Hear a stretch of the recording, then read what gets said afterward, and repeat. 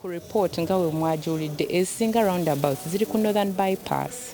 Kyendabye mu data kiraga aba boda first of all tukimanyi bangi ku kkubo ate ng'ekintu kye bayita safe system tetuna gwe tu blaminga mboba wa boda but ng'abantu tulina okuyiga okwefuga okumanya kati bano ba boda ba vulnerable groups so ng'ab'emmotoka mulina okumanya okuba owa boda omutomera n'agwa obukosefu buba bungi okusinziira gwali mmotoka kati kyenyiza obbagamba ekisinga okuleeta ebyo okubanga abantu tetulowoolezaako balala abali ku boda abasala ekkubo singa ffenna tukolera wamu ne tumanya abantu tebali protected n'ababoda nabo ne bavuga bulungi n'ekyo kiba kyetaagisa. Download the app on App Store or Google Play Store now.